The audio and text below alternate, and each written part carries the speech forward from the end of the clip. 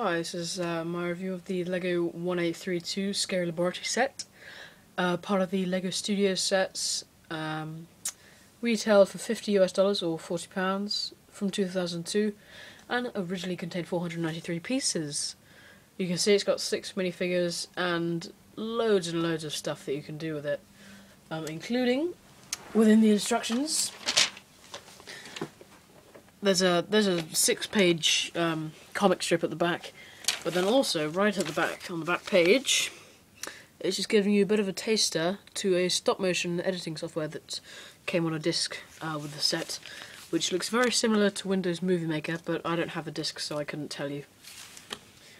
So the set, it comes with the absolute original LEGO Frankenstein, which is exclusive to this set, a skeleton, a mad scientist who's got 2 faces. He's got this sort of crazy smile face, and then this strange face, which doesn't look anything like the other one, but oh well. Got a director to direct the movies. He does have a director's little thing on the back. You also get this little sort of clip. Doesn't matter which figure you put it on, but you can attach this little stick to it, so you can sort of move it around easily. You get a husband and wife who both have scared faces, and they both have sort of just content, sort of just in different faces. And you also get this little camera. So you get, obviously that's the main building. You get 3 sections of it, and then this little bit in the middle can come out, and you can.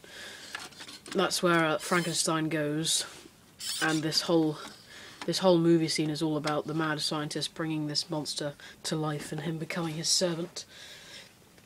But you got some creepy gates which look very scary, and fire and spears and sort of spiky metal gates, and there's a rat running along the front of that.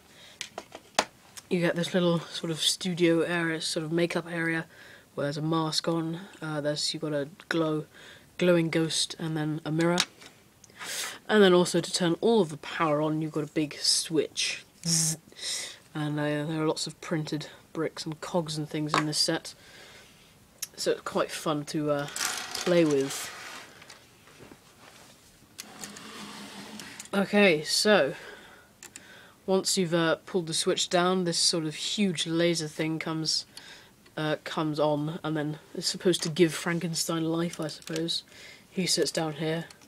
Then you attach the chains onto either side of his head so he doesn't run off or, go insane and evil and try to kill everyone. And that sort of lifts up. On top here you have a spinning head in a jar, which also spins that little sort of electricity disc, and then a thing right at the bottom. You're supposed to put this in there on one side. You close the door, and then you spin it around, and then this guy comes out of it.